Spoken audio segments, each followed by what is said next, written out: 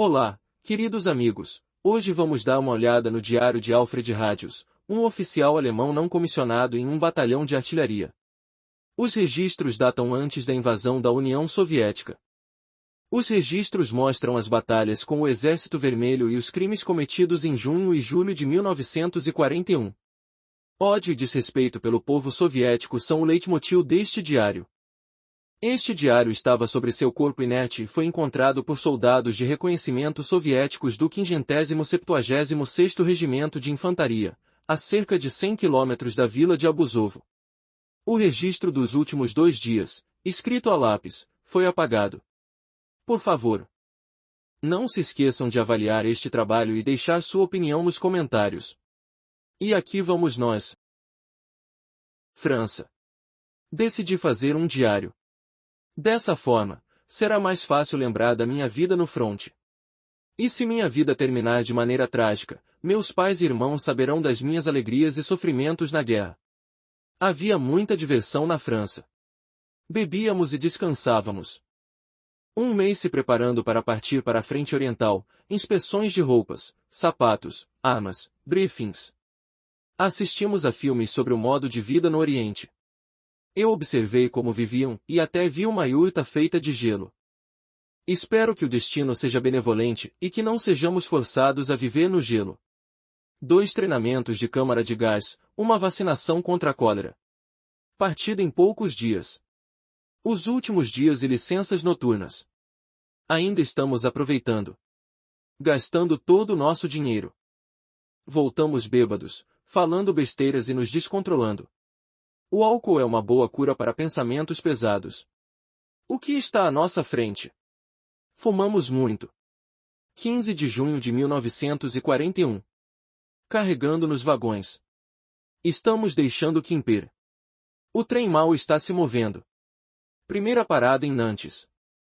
24 horas depois, a fronteira alemã em Estrasburgo. Prússia Oriental 17 de junho. Passamos pelo corredor e, depois disso, é a Prússia Oriental. O trem atravessa toda a Alemanha e logo estaremos na fronteira russa. Descarregamos, nos acomodamos. A fronteira russa 21 de junho. A paz e tranquilidade por enquanto. Estamos diante da difícil decisão. São apenas 2 quilômetros até o Nemo e 13 quilômetros até a fronteira russa. O que seremos daqui a uma semana?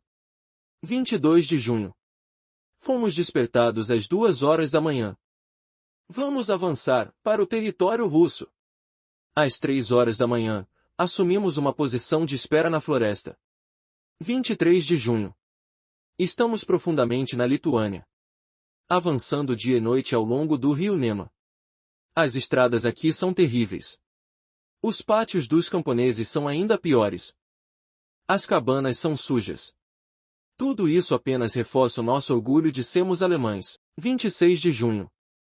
O último dia foi perturbador. Os aviões russos nos bombardearam 6 vezes. Nos deitamos no chão, como selos em um envelope. Manter a calma e a ordem é a garantia do nosso avanço. Os bombardeios não são um obstáculo. Tudo sempre parece pior do que é. A ordem é estar pronto para partir a partir das 11 horas. 27 de junho. Já estamos em Gomel. É uma cidade grande, com até 160 mil habitantes. O que restou são celeiros, com vários russos mortos em um deles. As casas de pedra estão arruinadas. Há russos e cavalos mortos espalhados por toda a parte. A pobreza é generalizada. Pessoas e gado vivem juntos. A Rússia vive sob escravidão.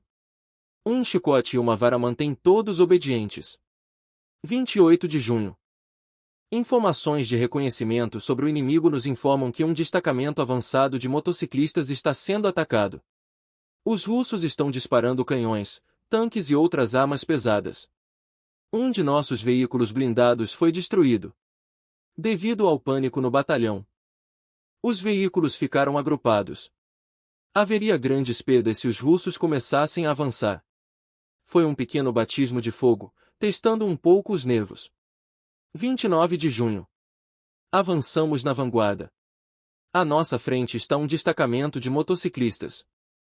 O comandante dos fuzileiros estende as mãos para os lados simultaneamente, este é um sinal para desmontar. Todos saltam dos veículos para as valas em ambos os lados da estrada. O comandante vai para o meio da estrada e levanta as mãos para sinalizar o movimento. A estrada está livre. Avançamos. Lá vamos nós. O motor ruge, os mecanismos fazem barulho e tilintam, as alavancas rangem, o espírito exulta.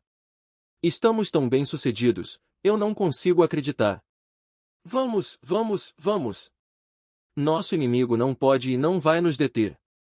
Após atravessar o campo de centeio, o veículo se move lentamente sobre um pântano. Nesse momento, disparos de todos os lados irrompem. Que diabo chamou esses porcos aqui? Minha mente está fria. A metralhadora está disparando, com um som serrilhante. No meio disso, um canhão atira nos russos em retirada. O comandante do batalhão está morto. Que estupidez e que coisa ruim. 2 de julho. Despertado às 4 horas da manhã pelo fogo da artilharia. Estrondo insano. Chuva. Os soldados russos tentaram romper durante a noite. Muito tiroteio de metralhadoras e rifles estava ocorrendo. O primeiro avanço de tanques russos já passou. Grande efeito moral. O batalhão teve pesadas perdas, 5 mortos, 10 gravemente feridos. Muito triste. E depois de uma coisa dessas, querem que mantenhamos nossa paciência. Eu estava prestes a capturar um russo, mas mudei de ideia e o matei. 4 de julho. A noite toda em um ritmo frenético. Os aviões bombardeiros russos voavam constantemente sobre nós e lançavam suas bombas. Calor, lama, estradas terríveis. Nossa artilharia dispara violentamente, mas a artilharia russa também faz um bom trabalho. A cidade de Minsk está terrivelmente arruinada, toda em chamas. As pessoas estão procurando seus pertences entre as ruínas. Mas nada deve distrair, sigam em frente. 6 de julho. Mal conseguimos ficar de pé, ficamos na vila. Na manhã seguinte. Dirigir ao longo de colunas intermináveis é o pior. Ficamos presos em uma vala, alguns soldados tiraram o carro de lá com uma expressão sombria. As molas traseiras esquerdas estão quebradas. 7 de julho. Depois de 8 dias de condução e combate constante, finalmente tivemos um descanso. Paramos e assumimos uma posição perto de uma vila. A vila estava quase queimada. Eu estava escrevendo meu diário pela primeira vez em uma das cabanas que ainda restavam, na mesa. Tomamos um banho no lago, um porco foi abatido, comemos bem com vodka. Urra! A vida é possível. E nada nos incomoda, nem os incêndios, nem a ausência de pessoas. As pessoas se acostumam com tudo. À noite, houve uma formação. Condecoração com a Cruz de Ferro. Dormi no feno entre o veículo e a cerca. A artilharia canta uma canção de ninar. Malditos mosquitos sanguinários me mantêm acordado a metade da noite, tentando espantá-los e não dormir. Puxei o cobertor sobre a cabeça, ficou melhor, e adormeci. 10 de julho. Todo tormento eventualmente termina, e assim foi neste dia. De manhã cedo. Enquanto estávamos em um campo vazio, 2 aviões de combate russos nos atacaram de cima, e de repente, 150 russos surgiram no campo, vindos do lado da vila. Eles nos deram uma surra boa, pensei que ali seria onde meu caminho chegaria ao fim. Foi um trabalho árduo. Tivemos que usar nossas armas e metralhadoras da melhor maneira possível. No momento certo, o batalhão chegou e nos ajudou a nos livrarmos deles e expulsá-los da vila. Havia soldados e cuckoos. Que bastardo imundo! Mas os eliminamos e incendiamos a vila até o chão. Tivemos perdas, Schultz e Dietrich foram mortos, o ajudante do comandante do batalhão ficou gravemente ferido e morreu imediatamente, tivemos muitos feridos. 13 de julho. Passamos por várias vilas, cobrindo-as com fogo pesado dos tanques.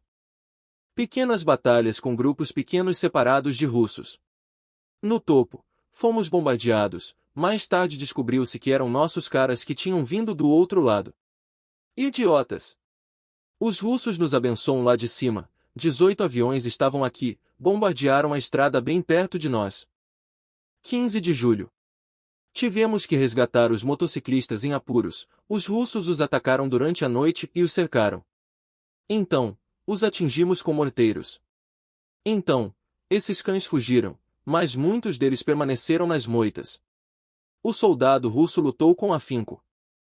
Mas não havia nada que pudessem fazer. Fumamos eles para fora das moitas, colocamos os russos capturados contra a parede e os executamos. Que belo show de fogos de artifício! Queimamos a vila. 16 de julho. Às 2h30 fomos acordados e partimos para reconhecimento. Os russos estavam se preparando para avançar lá. Após um tiroteio acirrado, destruímos o veículo blindado deles e alguns caminhões. Quando voltamos à vila, já havia russos em uma das casas. Os esmagamos em pedaços. De repente, o sibilo, crepitar, fumaça, deitamos no chão. Ficando surdos por algumas horas, uma granada havia explodido a 3 metros de distância. E então começou, uma explosão após outra, não sabíamos para onde ir, a areia caía das nossas bundas, eram os russos que tentavam atacar novamente. Em 2 horas, houve uma trégua. Voltamos para a beira da vila. À noite, 2 galinhas foram abatidas e assadas. Um dia louco, o dia todo sem comer ou dormir, cansado, meio adormecido, mas devemos continuar avançando até cairmos no chão. 17 de julho. O soldado russo ainda está atirando como um louco. Um Kukou civil senta em algum lugar e ajusta o fogo. É de lá que vem a maior parte dos problemas. A SS pega essa gangue e os executa. 2 crianças e um homem foram levados, eles estavam dando sinais para a bateria russa. Eles estavam armados com navalhas. Eles também foram executados após um breve interrogatório. Cocôs são uma gangue de porcos, e eles são piores que os soldados. Naquela noite, estávamos sentados no veículo blindado e conversando sobre a guerra e a casa. Todos pensavam, está ficando quente, quanto tempo esse espetáculo vai durar? Espero retornar para casa em segurança. Um gramofone toca velhas e tristes canções russas. 18 de julho. A artilharia russa bombardeia constantemente a estrada à frente de nossas colunas. Como nossos caras puderam se meter em tanta lama russa? Isso nos custou muitos mortos e feridos. A divisão da morte da SS também perdeu muitas pessoas. Ainda teremos nossa vingança, no entanto. 20 de julho. Fui despertado por um terrível estrondo. Os russos realocaram uma grande força aqui. Saímos da vila para ajudar os motociclistas.